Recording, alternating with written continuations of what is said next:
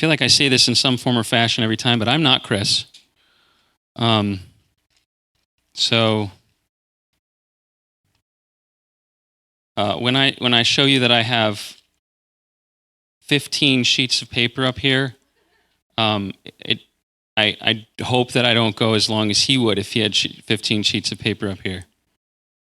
But we'll see how the Lord moves.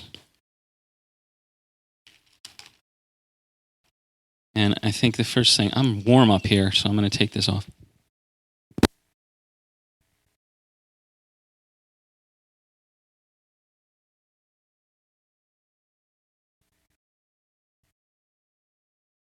As long as they're capturing live stream, it's official. It was done.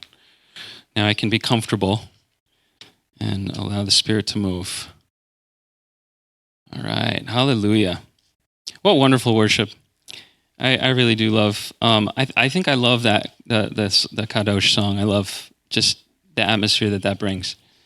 All right, the Torah portion for today is Re'eh, which means see or behold, with an exclamation mark, which means it's in the imperative, which means it's a command.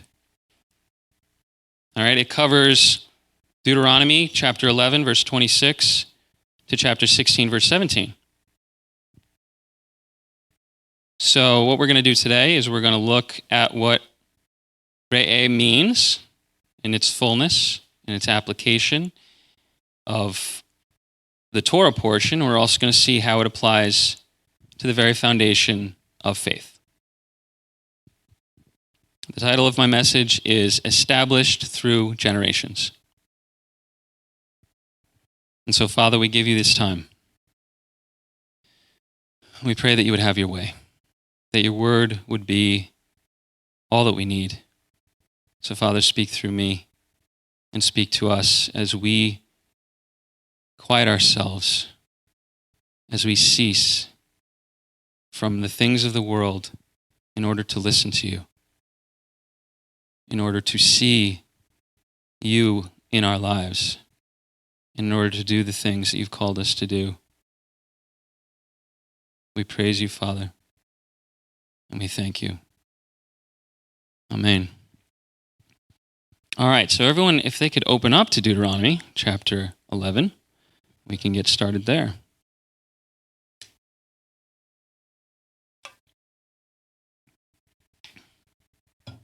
Now, I don't specifically remember the last time I taught, but I know that I taught a year ago. Why? Because it was this same Torah portion. And I wonder if it's ironic that Chris happened to be away on his anniversary. So I filled in, and I filled in again this year. I knew what I was getting into, but I also didn't know what I was getting into. Because the last thing I want to do is bring the same message. So it was a good exercise to see how the Lord would speak through the same thing that I've covered. You know, I'm not up here that often. In fact, that's my preaching. This is my preaching suit. I have one suit. So if I did that more often, I'd have to get another suit. But if you go back through all of my messages, you can see the same suit over and over and over. A different shirt, a different tie, maybe a different pocket square. Today I'm wearing these little fancy things on my sleeves. Cufflinks, those are called, yes. But if you want to the only thing you'll see different across the teachings is my beard is way different. It'll be longer, it'll be shorter. So have some fun when you're searching me at some point in the future. But we're going to start, again, like I said, in Deuteronomy chapter 11, verse 26. And it would help if I went there too, wouldn't it?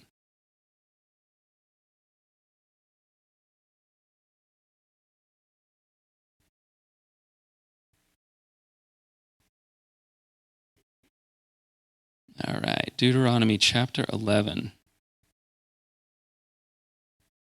says, verse 26 says, see, again, that's Re'eh, I am setting before you today a blessing and a curse. The blessing, when you obey the commands of Yehovah your Elohim, which I command you today. And the curse, if you do not obey the commands of Yehovah your Elohim, but turn aside from the way which I command you today to go after other mighty ones, which you have not known. See, I am setting before you today a blessing and a curse. Now, another reason that I did want to do the monthly blessing over the children and over us today was connected to this. Anytime there can be a blessing, I would like it, very much so. And so to have that, especially with the children, I think it's significant because, we can easily get a blessing and then just keep it to ourselves. But when we give it to the next generation, it continues and it carries and it goes further than we could do and carry ourselves. So let's get into this word. I think it's pretty clear that you have a choice. You have a blessing or you have a curse. And I would really believe that that's a daily choice. That daily you have a blessing and you have a curse. That each day you wake up, you can choose to seek the blessing, not to seek the Lord's hand, but to seek his face, to seek his blessing of his presence, and whatever comes from that. And that means even if you have a bad day, you're seeking his presence because it doesn't matter the circumstances, it matters how good he is. But the curse, however, is also a choice. And if you seek anything but the blessing, you're ultimately headed toward the curse. Just by nature of the way that the word is lined out. We have the whole narrow is the way and broad is the way, right? Narrow is the way to life, which is the blessing. Broad is the way to destruction, which is the curse. So you can easily find the curse, just wander in a different direction. But to seek after the blessing requires effort. And we're going to take a look at that effort today.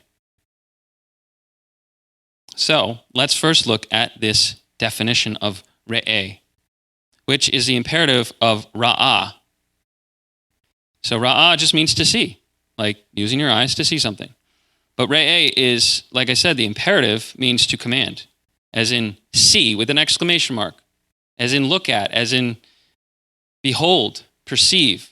So these are the definitions of here. We have see, behold, perceive, have vision, regard, learn about, observe, watch. Now, side note on watch is an interesting thing is that in Psalm 23, for the Lord is my shepherd, it's actually Yehovah Ra'ah. Because what do shepherds do? They watch their sheep. It also means to look, to find out, to consider, to give attention, to discern and distinguish, to look at, to gaze at, to appear, to present oneself, to be seen or to be visible. And now here's where more of the flip side of the emphasis on the imperative comes from: to cause to see, to cause to show, to cause to look at intently, to cause to behold, to cause to gaze, to be caused to see. So that's more on self, to be shown, to be exhibited to look at each other, to look at face to face, as in to see. Not just look around, not just kind of glance, but to actively look at, to attempt to find details and information about. It's more than just using your eyes for, colors or for, beauty or anything like that. It's to truly get into the nature of the thing that you want to see, that you want to look at. So when this is saying, see, I'm setting before you today a blessing and a curse, you're not just saying, oh, okay, the blessing, cool. Oh, okay, the curse, I'll stay away. No, you are looking into what is the blessing. And you are looking into what is the curse, so that you can distinguish the difference, so that you can set them apart and do what it takes to go toward the blessing and do what it takes to stay away from the curse.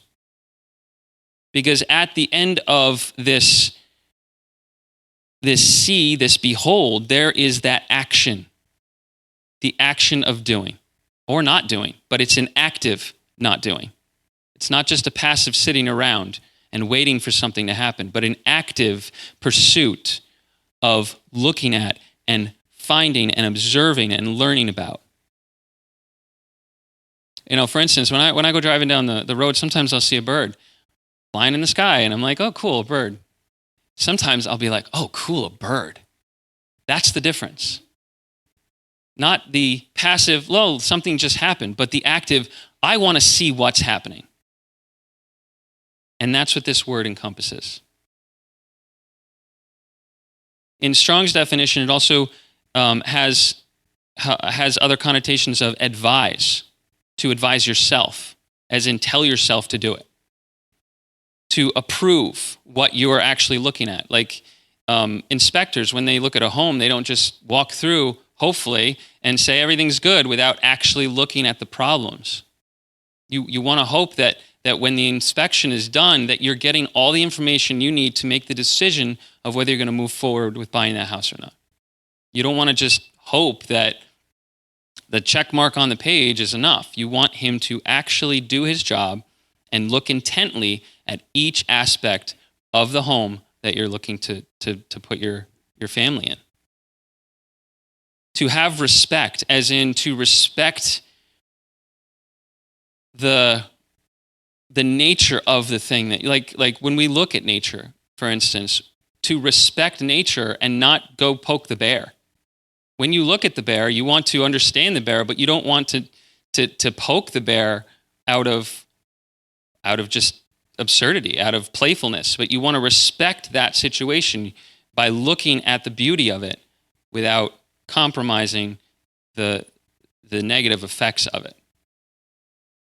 To meet and to experience. So again, these things are active. It is an imperative, and it's a command. So it's not just that you are hoping to do it, but you must do it. Here it says, see, I am setting before you today a blessing and a curse. As in, look at the blessing and the curse. Now, do it. It's a command.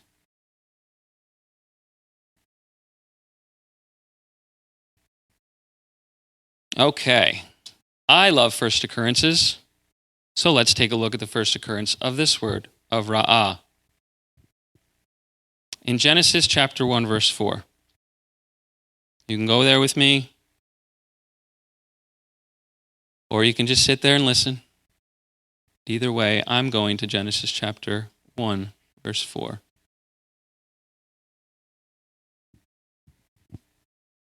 We can go all the way back to the beginning. Because in the beginning, Elohim created the heavens and the earth came to be formless and empty, and darkness was on the face of the deep, and the Spirit of Elohim was moving on the face of the waters. And Elohim said, let light come to be, and light came to be. And Elohim saw the light, that it was good. And Elohim separated the light from the darkness. He had, in order to know if it was good, he had to intently look at it. He had to inspect it.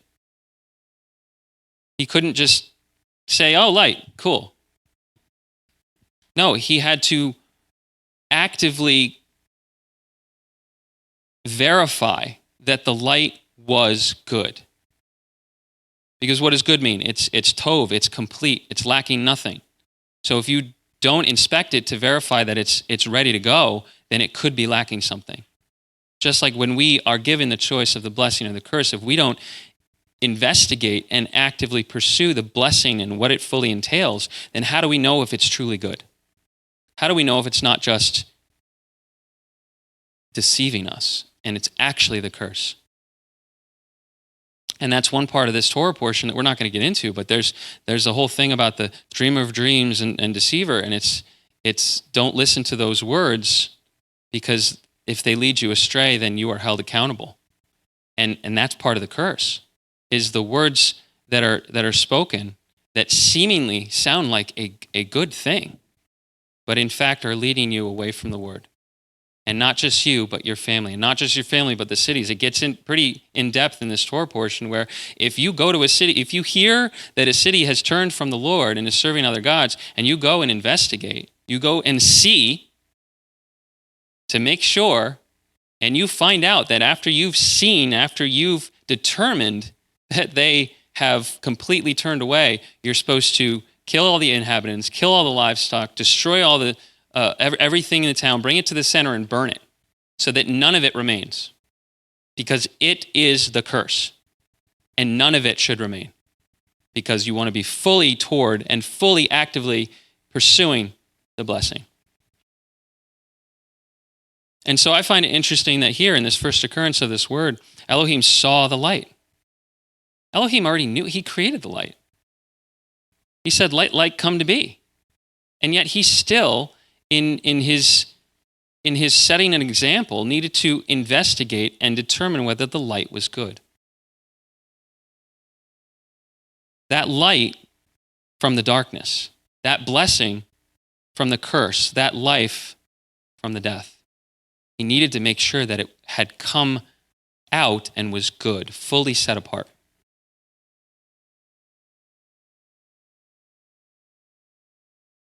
So if we go back to Deuteronomy 11,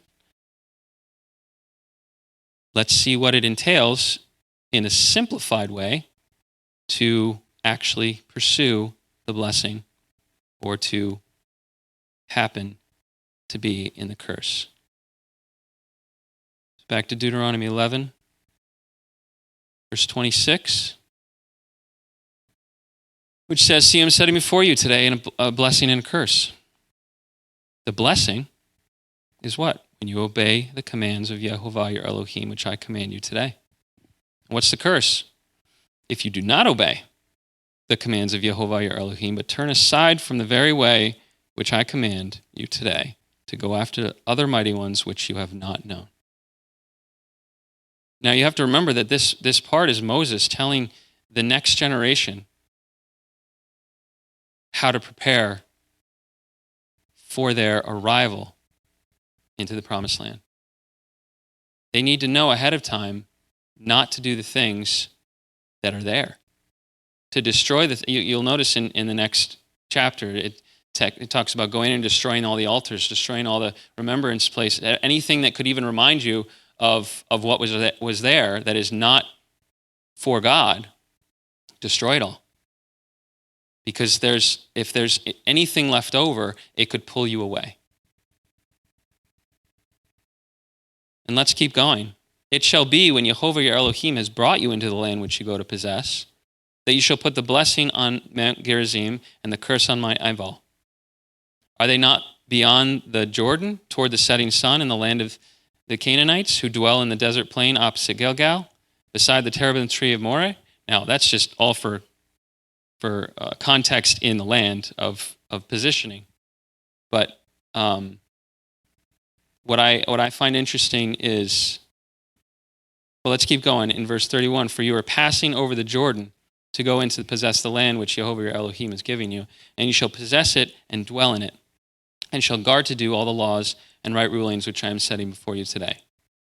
Now, what I find interesting about, just as a side note, it's not really connected to this message, but I found it interesting that if you know what happens in Joshua when he is given charge to lead the Israelites into the promised land, he is carrying the ark with the priests, and they come to the Jordan, and the Jordan is flowing.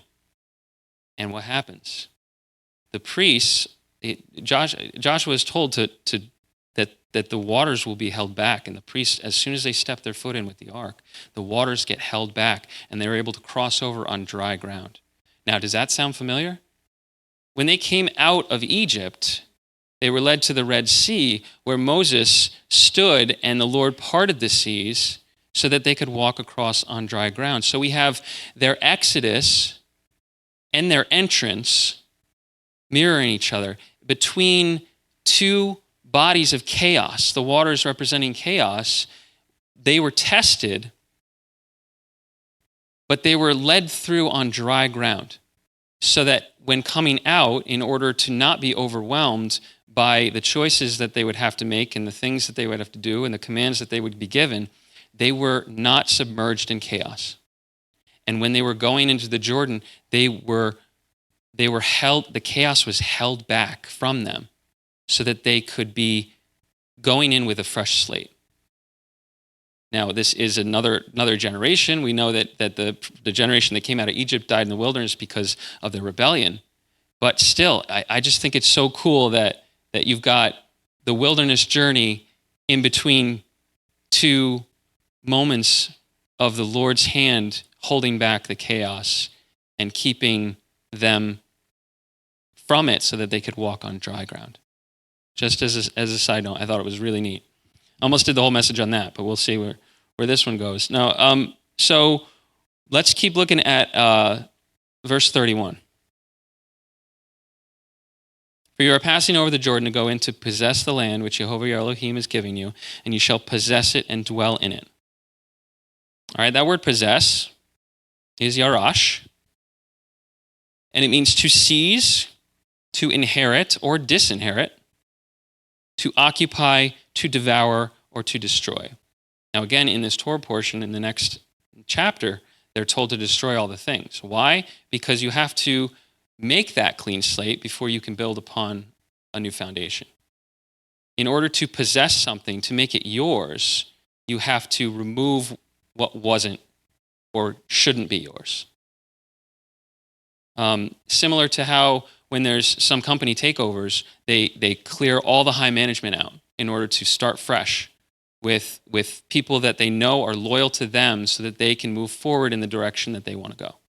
It's that kind of thing. It's in order to, even if you take hold of it, in order to fully possess it, you have to strip it down and build it back up so that it's yours. So that it has your seal on it, so that it has your name on it. And again, this is the Lord's seal and the Lord's name, but they were told to do it on his behalf, to go in and possess the land. That word dwell, where it says possess it and dwell in it. Dwell means to remain, to sit. It's the word is yashab. It means to remain, to sit, to abide, to inhabit, to settle, and to marry. So once you possess it and you make it yours and you build what you want in it, then you're supposed to spread across it. The land that they were given was so that they could not only just take it over and do nothing with it, but so that they could fulfill the original requirement and the original command given by the Lord of be fruitful and multiply. They were supposed to sit there. You know, we have all these house flippers in the world, and we have all these Airbnbs that the whole premise is buy it and sell it, buy it, fix it, sell it, or buy it and rent it out, but it's not theirs. I mean, they own it, but they're not dwelling in it. They may have possessed it, but they're not occupying it. When my wife and I did our first home buyers program way back when, we needed to verify and state that we would live there, or else we didn't qualify. It needed to be our primary residence so that we could qualify for our first home. Because it's our home. We want to occupy it and dwell in it and have it be the place where we find peace and be the place where we find that fruitfulness that the Lord has promised. That's the same way with the land. The land was there, and the land was there for their taking. The Lord was going to bless them and keep them and provide for them, but they needed to basically pursue the blessing. To pursue that blessing, they needed to promise that they would possess it, destroy everything that was not of God, and then live there. Dwell in it. Let it be for them and their generations. By implication, that's what they were doing. They were preparing, they were called and commanded to prepare the land to pass to future generations. So speaking of generations and speaking of that, let's take a look in this Torah portion of different references. Let's go to Deuteronomy 12:7.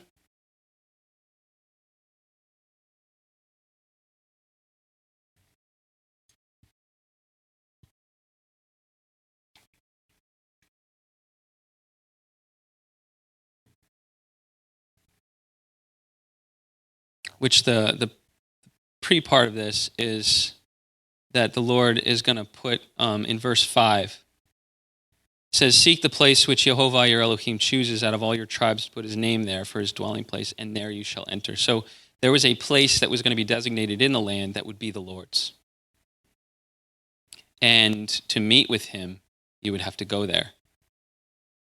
And that's the whole thing with 3 times a year that the men would go. And at the end of this, that's what it says at the end of this Torah portion. It talks about the 3 Moedim that are necessary for the men to go and meet with the Lord.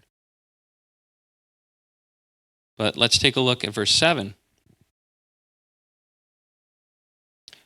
which says, there you shall eat before Yehovah your Elohim, and shall rejoice in all that you put your hand to, you and your households, in which Yehovah your Elohim has blessed you. Take a look at verse 12.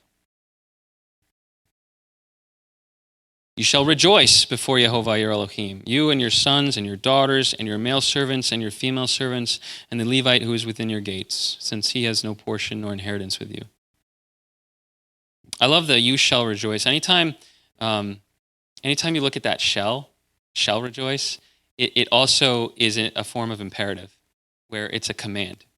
It's not necessarily optional. It's kind of a while ago I did a study on submit, where it's either you submit yourself or the Lord will eventually submit you. And that's the whole every knee shall bow, every tongue confess. It's shall bow means you do it willingly or you get forced. Yeah, and in this sense, it's the same thing.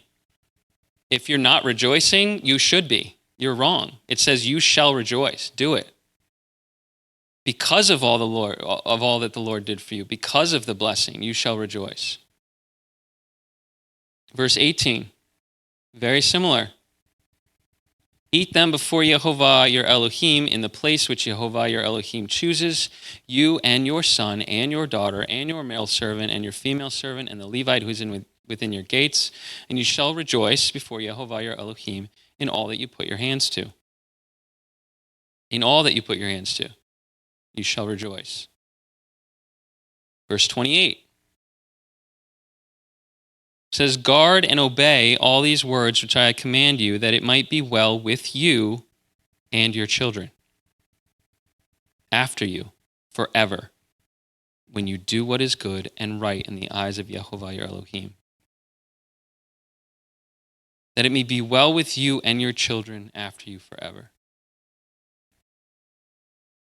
Just a plug for what's to come is that it's not about the effort you're putting in for yourself, but it's about the effort for the blessing to go to your children.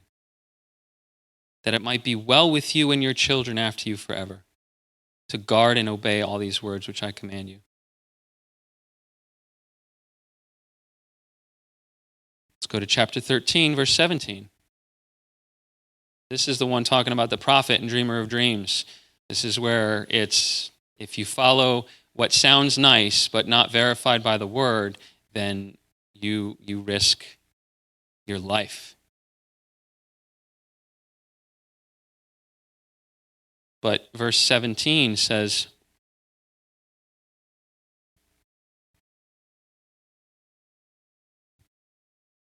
none of that which is put under the ban. So we're talking about, again, the city that I mentioned previously, that the city and all of its things and everything, it gets burned and everything like that, and then that area gets put under the ban. And it says, none of that which is put under the ban is to cling to your hand, so that Yehovah turns from the fierceness of his displeasure and shall show you compassion, love you, and increase you. That's that be fruitful and multiply. Increase you is not just to increase you, but it's to increase you. The yous. It's to increase those coming after you so that they can follow in the footsteps that you put in place so that they can be blessed more abundantly. Have life and have it more abundantly. That's the more abundantly. You can have life, but if you don't share that life with your family, with your children, then there's no abundance. Love you and increase you as he swore to your fathers when you obey the voice of Yehovah your Elohim, to guard all his commands, which I command you today, to do what is right in the eyes of Yehovah your Elohim. And just to keep confirming that, in chapter 14, verse 26,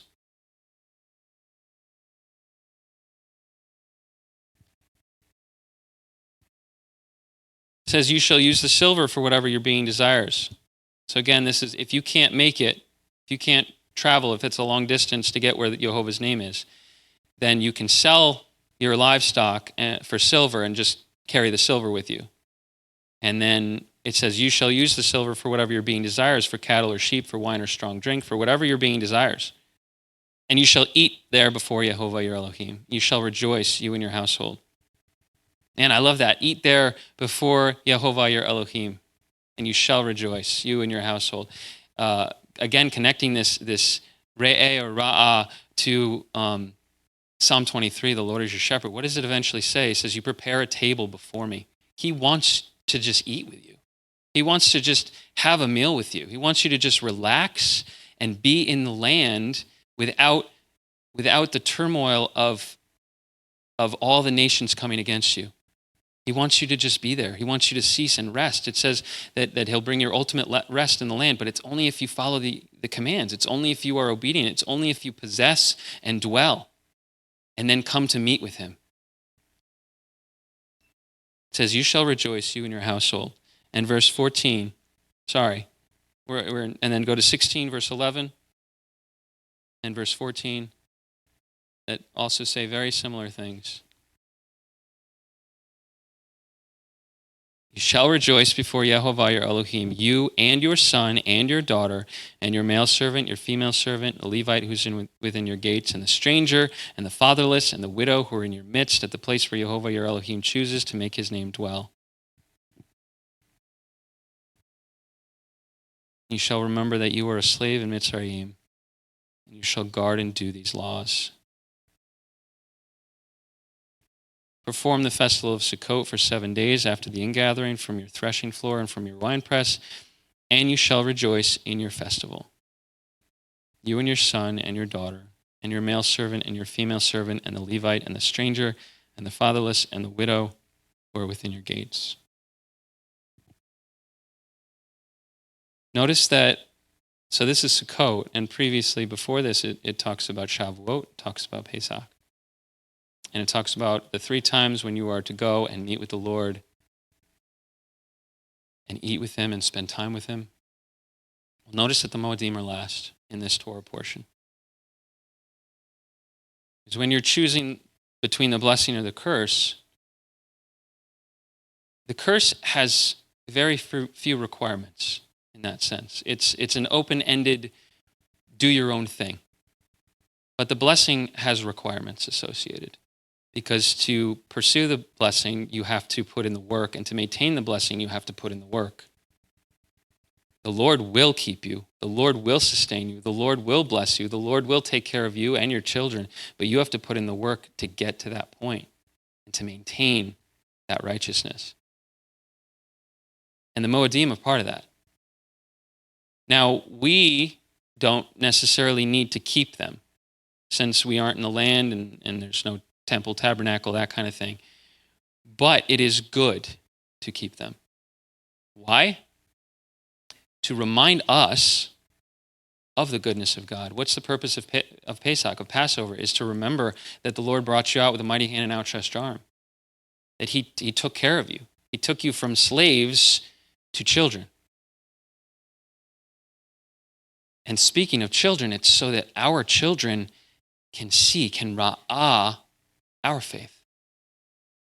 That's why we keep these things. That's why we do these things. It's so that our children can see the faith that we're living out. Not just hear us talk about it and go back home and see all the chaos or see all the stuff that we're doing that is not according to the Lord, that is building up those, or you're going to find the pillars that we were supposed to destroy, or going to the places that were under the ban, or clinging to the things that are not of the Lord. When our children see that, what does it say? Actions speak louder than words. Children do what they see.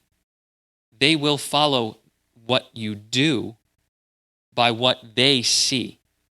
Because when they see, they are doing ra'ah, they are doing re'eh, they are actively pursuing what you're doing to try to learn, to try to integrate it into who they're becoming. So when you do the wrong things, they learn the wrong things. But when you do the right things, they learn the right things.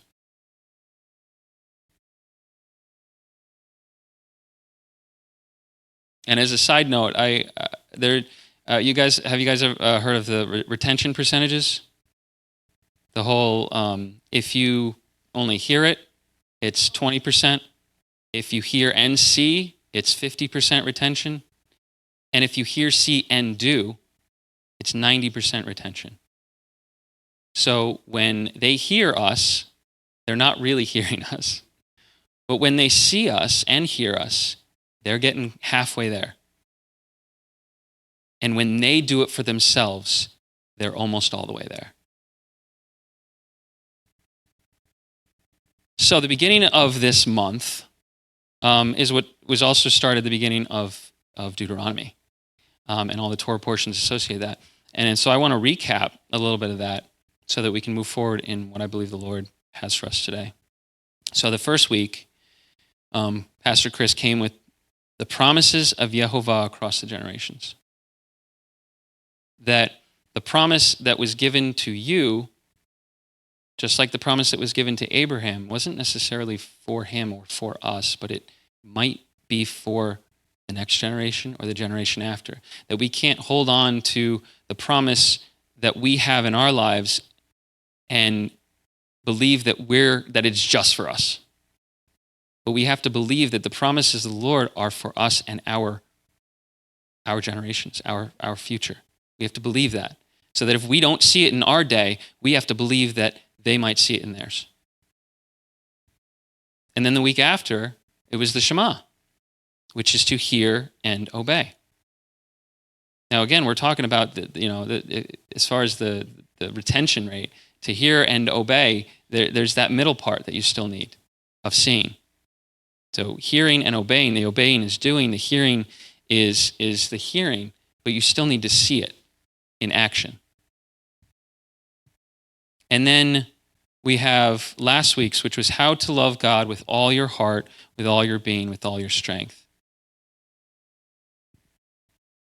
And even though Chris covered it last week, let's go there again to just see what that looks like. In Deuteronomy 13, because it is in this Torah portion, even though he touched on it. So we're going to look at it one more time. Deuteronomy chapter 13, verse 3. Again, we're talking about the prophet and the dreamer of dreams. So it says this: do not listen to the words of that prophet or that dreamer of dreams. For Yehovah, your Elohim, is trying you to know whether you love Yehovah, your Elohim, with all your heart, with all your being. And then it says, how to know you are, is in verse 4. You walk after Yehovah, your Elohim, and fear him, and guard his commands, and obey his voice, and serve him, and cling to him. You're not supposed to cling to the things in the land. You're supposed to cling to him. You're not supposed to serve other gods. You're supposed to serve him. You're not supposed to obey your voice. You're supposed to obey his and his commands. You're supposed to guard them. Keep them close to your heart so that you are staying in the blessing. You're supposed to walk after your Elohim and fear him. Fear, respect, as in hold him in a place that is higher than anything else. Walk after Yehovah. How are we supposed to walk after him if we aren't watching, if we aren't ra'ah, if we aren't re'eh, if we aren't actively watching, looking, and trying to do the things that he did, trying to gain those little pieces. You ever watch someone do something from afar? You see a little bit. You see roughly the motion. You see roughly but when you zoom in, if you can see every little thing that's being done, you can learn it to perfection. So the closer we get to the Lord, the more we can see the way that things are supposed to happen, the way that we're supposed to carry out his word and follow his commands. The closer we get to him, the more that we remove from our lives that's not of him, the less distraction there is. Because it's active watching. It's active looking. It's trying to see beyond what your eyes are just glancing around at. One of the definitions was to gaze. And I mean, I love that. To gaze, to stare intently. And to not waver until you understand.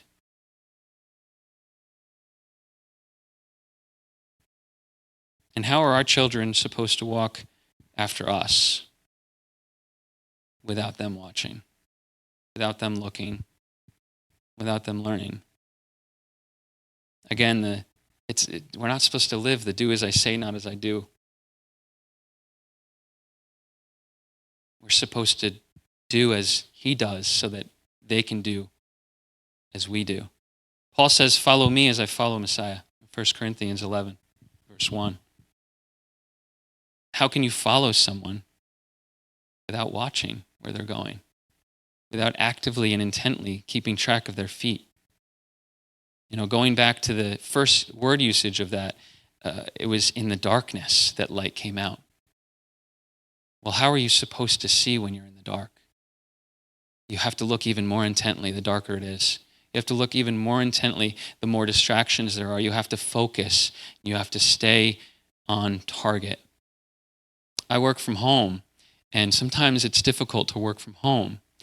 My workspace is in the living room, where my kids are, where my wife does homeschool, where the TV is, where they eat food. Everything's in the living room.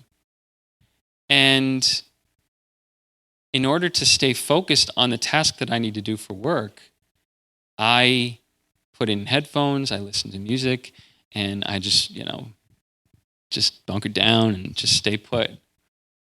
But I know that there's times when I need to get involved because the level will get to a certain point. If it's louder than the music that I put in place to stay focused, then there's probably something that I need to attend to. Maybe my wife just went to the bathroom for 5 seconds and chaos ensued.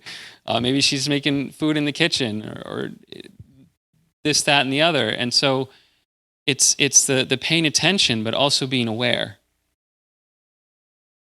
So when you're intently focused on something, it's less likely that you'll get distracted and pulled away from it. The word says in Matthew 7:14, it says, narrow is the way that leads to life, and few find it. Again, how can we find it without looking? If this path and this gate and this whatever we're supposed to find is so narrow that few find it, well, they must not be looking that hard. Because almost everything can be found by looking really hard, by taking time out of your day, by not getting, if you put in the work, you should be able to find it. We have that. We have that with our kids sometimes. They can't find a toy, or they can't find their shoes, or they can't find it's like, well, you first of all, where did you last leave them? But also, were you actually looking? Or were you just wandering around hoping that it would jump out at you? That's not how we are supposed to live life and follow the Lord. We're supposed to live with purpose, intentionally. And we're supposed to look with purpose, intently. Matthew 7:7 says, seek and you will find. Now, I love that word, seek, because it's also active. It's seek and keep seeking. It's not just seek once and give up. It's seek and keep seeking, and you will find it. Just like in hide and seek. I mean, there are some people that just give up and whatever. Ali oxen are free, they just call out and hope that the game can be over because they got too bored or too lazy. But have you ever seen a really fierce seeker? They will seek and seek until you, as the hider, get bored. and come out and say, I've been here this whole time. I found a really good spot, but I'm hungry. It's been a couple hours. But like an intent seeker will look everywhere. Everywhere. Which reminds me of the coin parable, where when someone loses a coin, you invite everyone. Come find this coin. It's been lost. And we're not going to go there. It just came to my mind. But like, when you're seeking for something, if you can't find it, ask for help. We've got the entire Word at our disposal of all the examples of those who've come before us to be able to use to find the thing that we need to find to get the blessing that's been set before us to look at. We have the resources. We have people in our lives that can help us, that can give us, little snippets of what they went through. And maybe that'll get us closer. That'll show us a couple of the steps that they took, and maybe that will get us down the right path. We need to look. And we need to look like we mean it. And if you can't find it, again, maybe you need help. Maybe you need to be shown. Like when my kids need to find their shoes or whatever else. My wife's usually better at that. She knows where everything is. But what do you do? What do you do with kids? You get down at their level, right? You turn their heads. You're like, look, it's right there. Follow my finger. Look at me. Look over there. Follow my. Do you see it? Do you see it? Okay, it's right there. Go get it. They get down on their level. They turn their heads. They get their attention. They point in the direction. They tell them to look at it. They tell them to look like they mean it, like you're actually trying to find the thing that you want to find, and to follow. And then they can go get it. Which, by the way, it's exactly what Yeshua did for us. He came down to our level. He turned our heads, got our attention. He pointed us in the direction. He showed us the example. He told us where to look. And he told us to follow. And then we can get our blessing.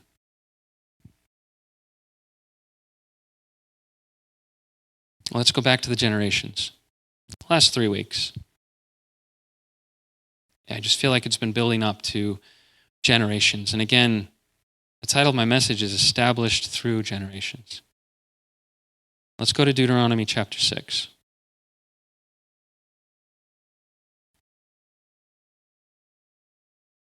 For all of you at home, I'm on page 10 out of 15, so we're moving right along.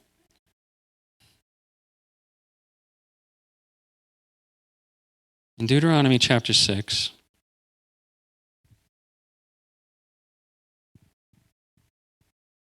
we'll start at verse 1. I'm going to go to verse 12. And it says this is the command, the laws, and right rulings which Jehovah your Elohim has commanded to teach you to do in the land which you are passing over to possess, so that you fear Jehovah your Elohim, to guard all his laws and his commands which I command you, you and your son and your grandson all the days of your life, and that your days be prolonged. And you shall hear, O Israel, and shall guard to do, that it might be well with you, and that you increase greatly, as Jehovah Elohim of your fathers has spoken to you, in a land flowing with milk and honey. And now here we have the Shema. Hear, O Israel, Yehovah our Elohim, Yehovah is one. Hear, the imperative, active hearing. And you shall love Yehovah your Elohim with all your heart, and with all your being, and with all your might. And these words which I am commanding you today shall be in your heart.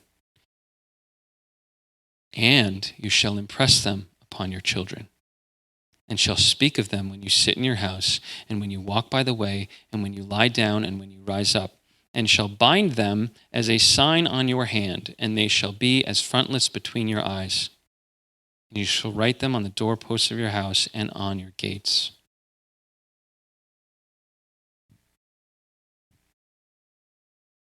So that first part, again, is hearing.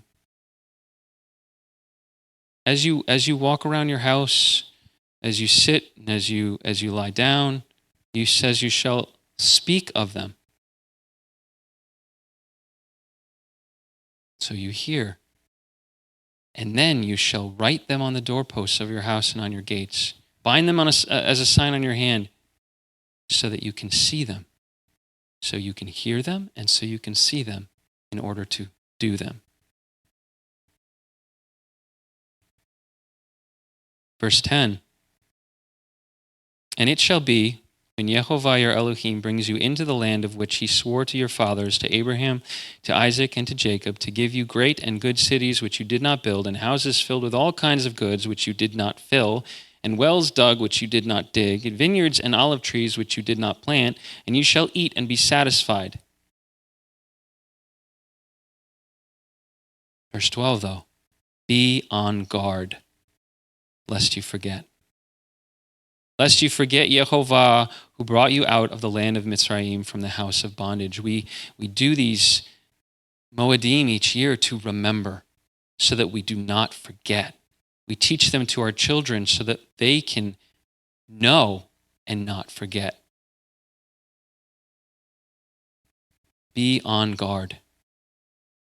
And that's part of the blessing, is you'll get houses filled with goods which you do not fill, wells dug.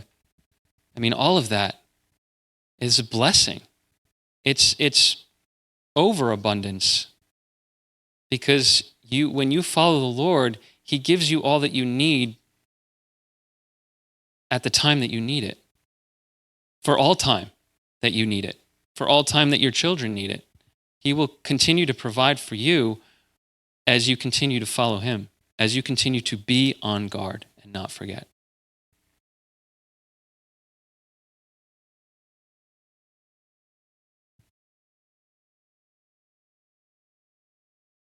Now let's go to Deuteronomy chapter 7.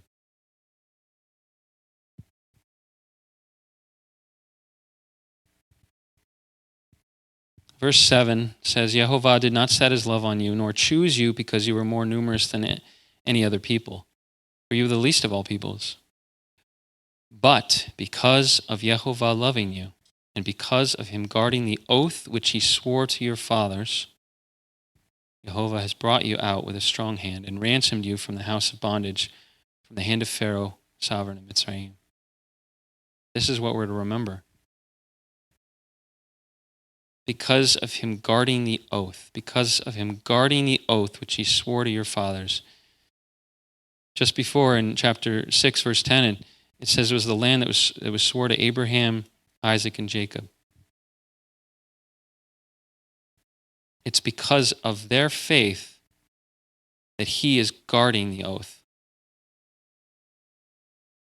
that was established through their generations, through Abraham, through Isaac, and through Jacob. Let's take a look at that in Psalm 105.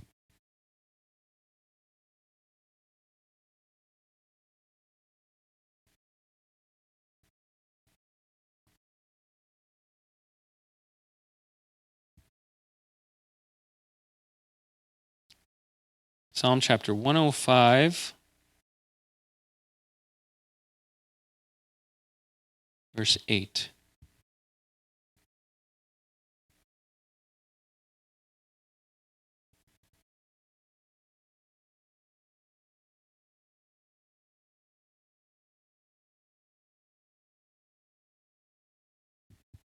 He, talking about the Lord, talking about Yehovah our Elohim, he has remembered his covenant forever, the word he commanded for 1,000 generations, the covenant he made with Abraham and his oath to Isaac, and established it to Jacob for a law, to Israel an everlasting covenant. Established it to Jacob for a law. Well, speaking of law, let's go to Exodus 20. We'll put a pin in that for now. It's going to connect, but let's go to Exodus 20.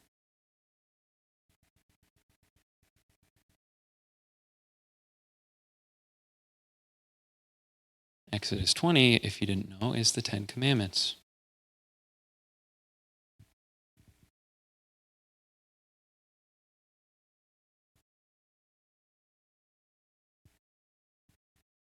We'll start right in verse 1. It says, Elohim spoke all these words, saying, I am Yehovah your Elohim, who brought you out of the land of Mitzrayim, of Egypt, out of the house of slavery.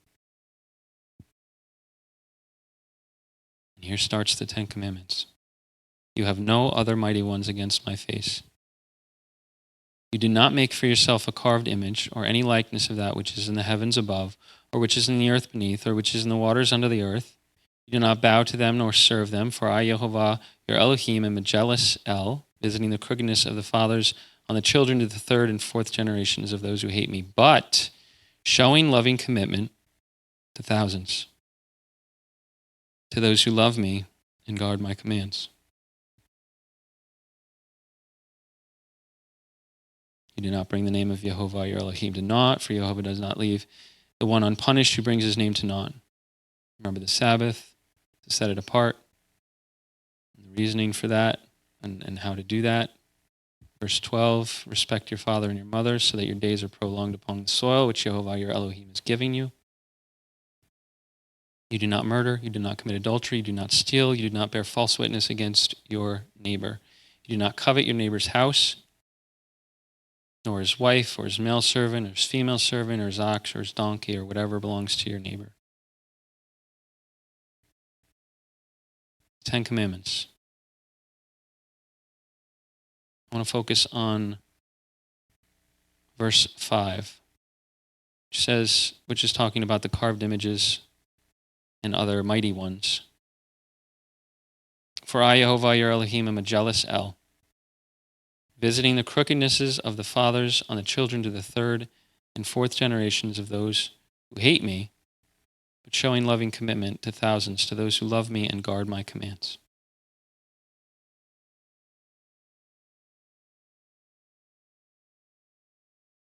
In Exodus 34:7, it says similarly. It's reestablishment of the covenant when Moses took the 2 tablets of stone in his hand and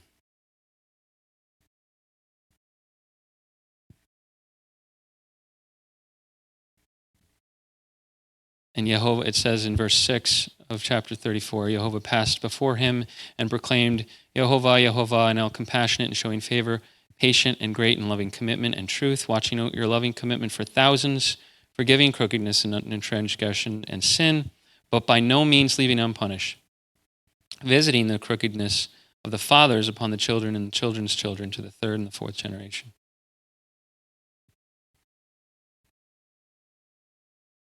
So the blessing, as we read, is for 1,000 generations. And in theory, the curse, as we read, would be to the third and fourth generations. Now that can be perpetually carried through, the more sin throughout the generations carries through, but it's the crookednesses are held accountable for the third and fourth generations, but there's the ability and option to turn back and come back to the Lord and come back to the Father and repent and have that be reestablished in the covenant. But what if that same third and fourth generation, what if that can be applied to a similar thought process for the 1,000 generations? Or maybe there's precedence for it already was. Let's go to Deuteronomy chapter 19.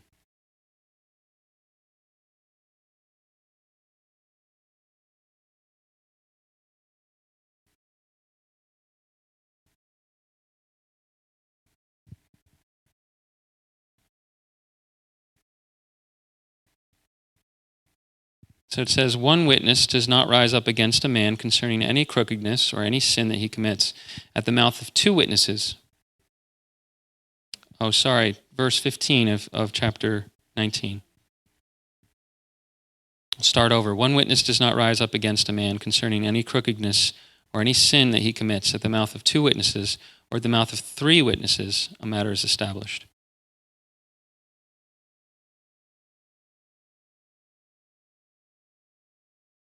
Jump all the way to the New Testament in Matthew, chapter 18.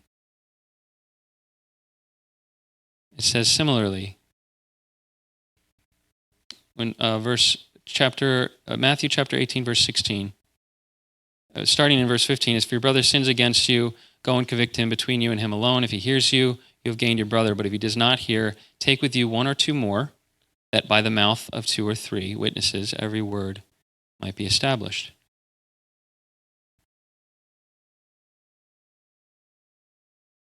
And then in 1 Corinthians chapter 13, verse 1, 2 Corinthians chapter 13, big difference.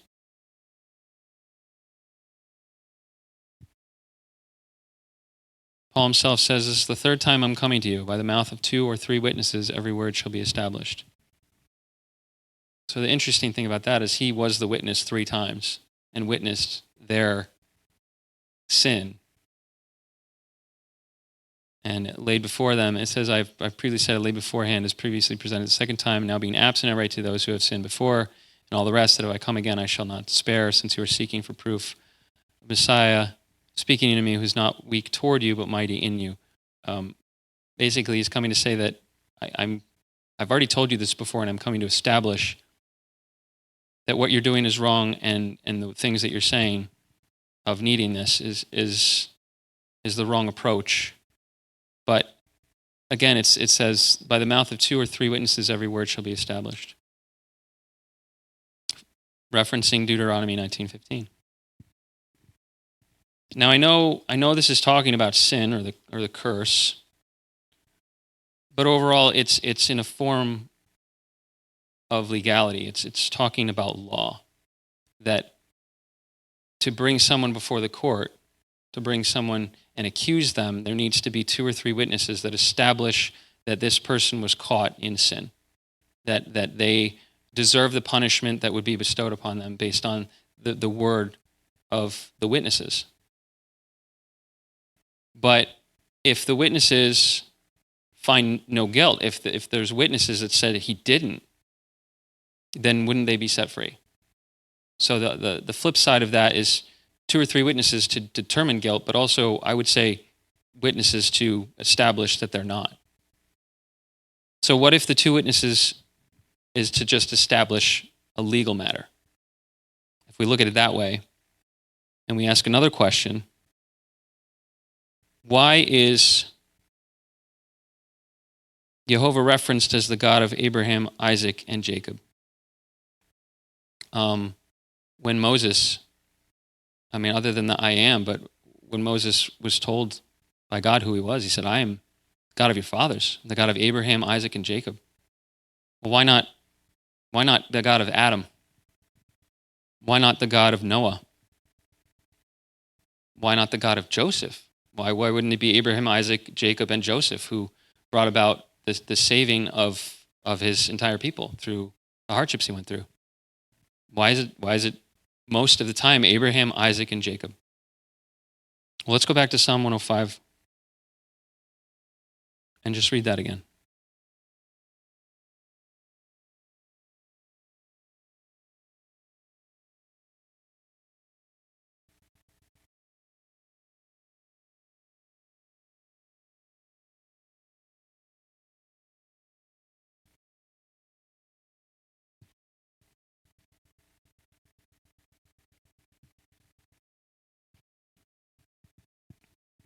Psalm 105.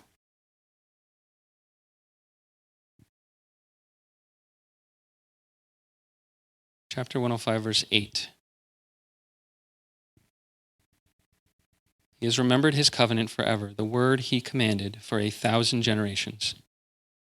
The covenant he made with Abraham and his oath to Isaac, and established it to Jacob for a law, to Israel an everlasting covenant. Psalm 105, verse 10. Established it to Jacob for a law. So if we're looking at these 2 or 3 witnesses, out of the mouths to establish a law and punishment, let's look at it. What if it establishes precedence for blessing? Abraham listened and obeyed. He shemad. Isaac witnessed his father's faith and followed. Jacob also witnessed and followed. 2 witnesses, 3 generations, an everlasting covenant, established for a law to Israel. So legally, if we're saying that, then the Lord is bound to Israel.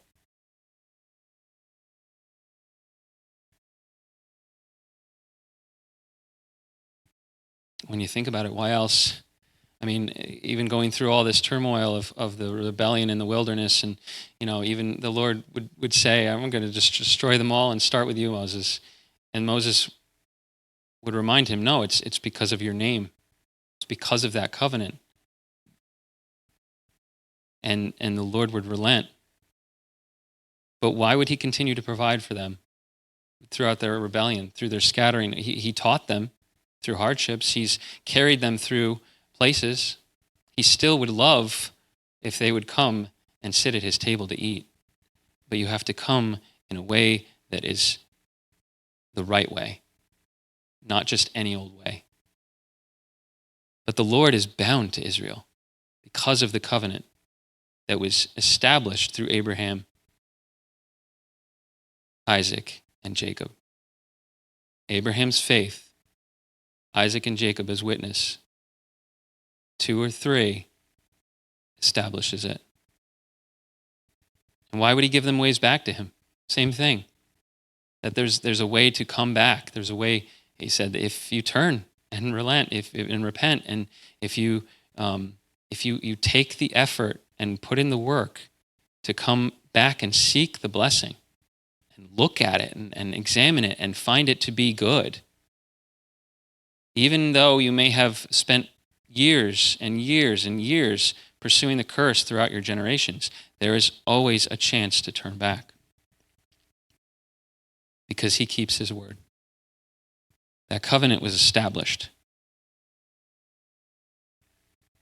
And as a cool connected note, Abraham was able to was able to see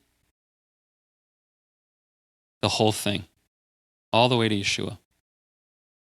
In John 8:56, it says, your father Abraham was glad that he should see my day, and he saw it and did rejoice. As he was supposed to, he did rejoice. You shall rejoice when you meet with the Father. Just as we are to rejoice as we eat before the Lord, and we're supposed to bring our children as we meet with the Lord. So, we've looked at the establishment of the faith, but how does it work for us today? Well, we could believe that it would be similar, maybe,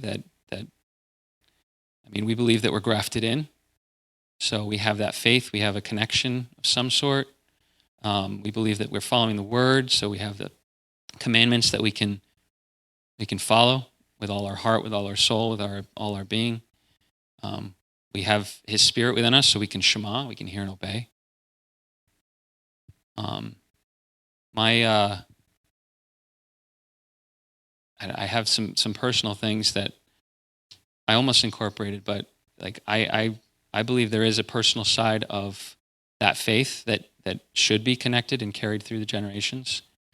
And for me personally, with my mother who recently passed this year, if it weren't for her faith, I wouldn't be here. And I see that as I've followed in her footsteps so that I can teach my children and establish the faith in our family. But as an individual, how do you cling to that? How do you acknowledge the covenant and come into it?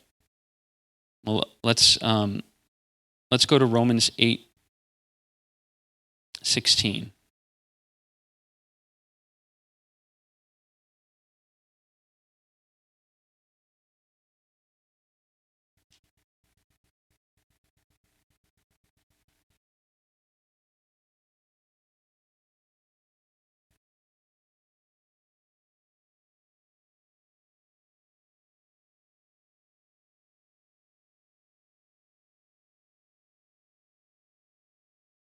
Let's back up even.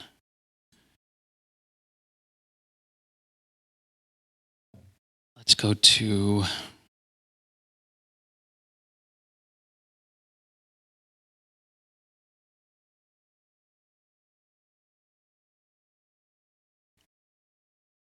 Let's go to 13, verse 13 of chapter 8.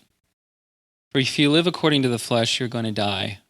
But if by the Spirit you put to death the deeds of the body, you shall live. Just like in the land, they needed to remove death so that they could live in the land, possess it, and dwell. For as many as are led by the Spirit of Elohim, these are the sons of Elohim. For you did not receive the spirit of bondage again to fear, but you received the spirit of adoption by whom we cry out, Abba, Father.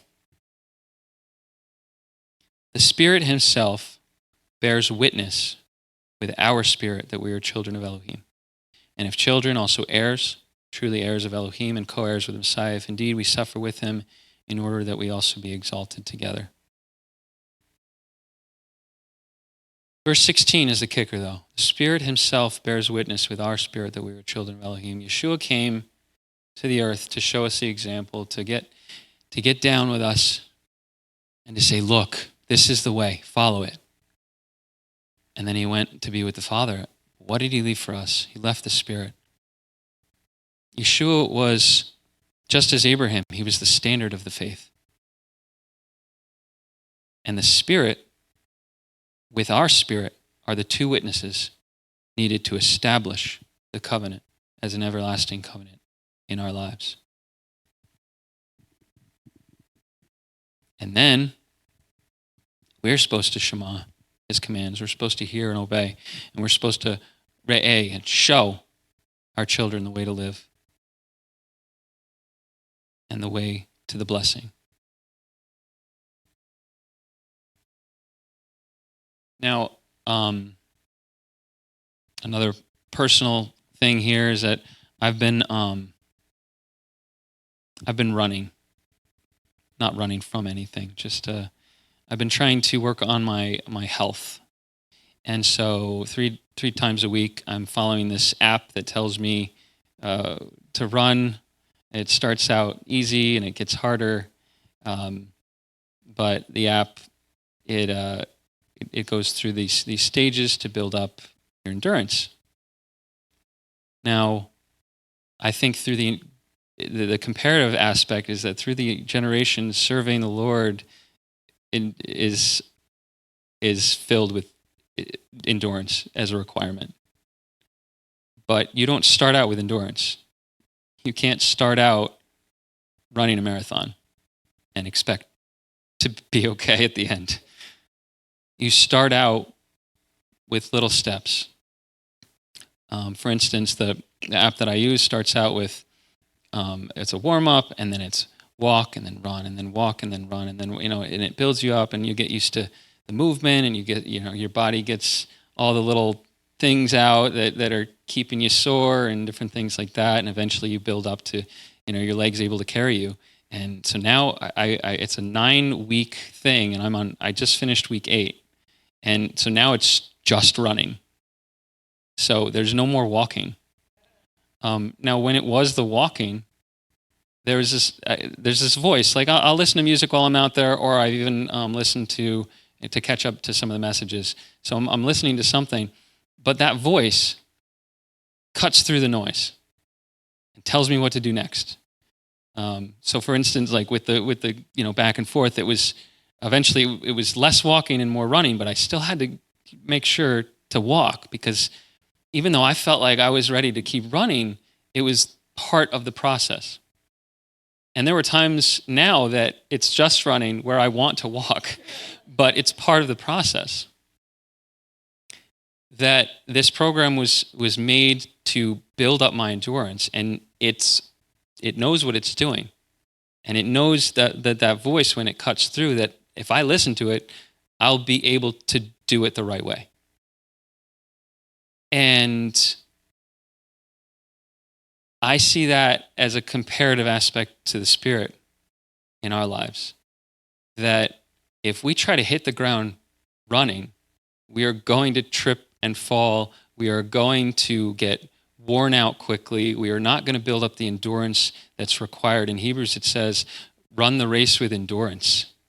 Run the race set before you with endurance. Now, that race is through the generations, and the endurance is carried through the faith of the hearing, of the seeing, of the listening, and of the obeying, right? But man, there's some days when I don't want to do it. Not the faith, well, yeah, sometimes the faith part, but the running part. There's some days when I just don't want to do it. I wake up tired, I didn't sleep well, or I didn't eat the right things the day before, and whatever. But to build up that endurance, I have to stick to the program. To build up our endurance in the faith, we have to stick to the Word of God. We have to stick to the program, whether we want to that day or not. We have to listen to the voice, and we have to do what it says. Now, I've created a rut in my front yard, but and it wasn't there at first, but now it's there for me to follow. I now have a path to follow because I've built it up. Now, if my kids want to go for a run the same way that I did, they don't have to. Running is not a requirement in life. Following the Word is a requirement in life, but if they want to follow what I did, then there's a path for them to do it. It's been pushed down and it's established as a path that I ran so that they could follow in. And I love that. I don't love running, but I love that comparison, that analogy of when you establish the faith in your life that they can see and follow. And when the days that I am tired where I'm running, I have that path to keep me stay. I'm foggy-eyed and everything, but I can see the path and stick to it, and I can hear the voice and stick to it. And and I don't even have I don't know when. There's no 5 seconds or what. It's just you're done, and I'm like, yeah, good. I thought I should have been done maybe 2-3 minutes ago. I don't know. But it's not up to us when our race is over. It's up to the Lord and the Spirit to tell us. And if we are always looking at the time and always looking at the things around us to determine when we're done, then we're going to miss the Spirit of the Lord. We're going to miss that voice. We're going to miss the thing that says, you're halfway there. I love that part. You're halfway there. I'm like, oh I thought it was, okay. But you're halfway there. And you can turn around and you can do it the other way so that you work out both sides. That voice guides me, but I wouldn't. If I closed my eyes and tried to do it, I would fail. And so seeing is a very pivotal part of being able to follow. Because even if a voice can tell you which way to turn, in order for you to know, if you were driving and the GPS said turn left, but you had your eyes closed, you wouldn't know where the boundaries of the road are. And so you need to be aware and intently watching for the things that the Lord wants you to do, for the pieces of the race that you're supposed to accomplish, and for the things that you're supposed to teach your children as you do it so that they can follow. So we're going to go to Deuteronomy chapter 6 to end out.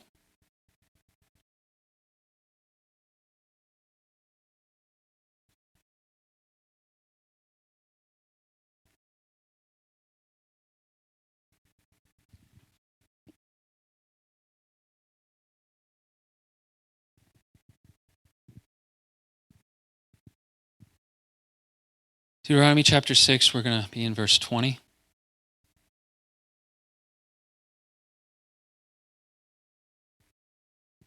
And it says this: when your son asks you in time to come, saying, what is the meaning of the witnesses and the laws and the right rulings which Jehovah our Elohim has commanded you, then you shall say to your son, we were slaves of Pharaoh in Egypt, And Jehovah brought us out of Egypt with a strong hand. And Jehovah sent signs and wonders, great and grievous, upon Egypt, upon Pharaoh, and upon all his household before our eyes. And he brought us out from there to bring us in, to give us the land of which he swore to our fathers.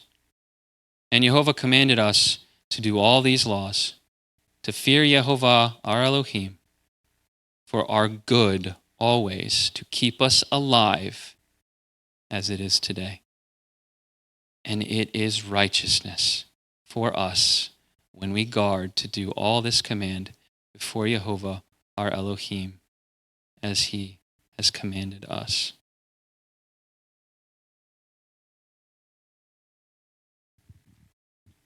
And right where we started, see, I'm setting before you today a blessing and a curse. The blessing, when you obey the commands of Jehovah your Elohim, which I command you today. And the curse, if you do not obey the commands of Jehovah your Elohim, but turn aside from the way which I command you today, to go after other mighty ones, which you have not known. Father, I praise you, and I thank you that we have your word, that we have those who've gone before us, who've established the faith, that we have Abraham, Isaac, and Jacob, and that we have Yeshua. And I thank you that we can do it. That if we look a little harder, that if we focus a little longer, that if we do it with all our heart, with all our being, and with all our might, then we can have the blessing of life. Not just for a moment, but for all time. That we can have it, that our children can have it, that our children's children can have it. That it can be established for 1,000 generations. As long as we obey and keep and guard your commands, teach them to our children, and run the race with endurance.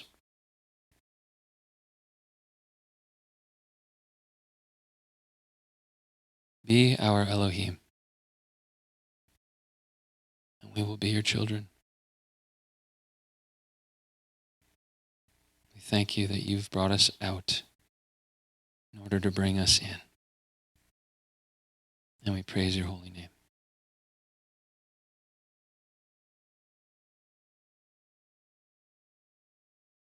We want to eat at your table.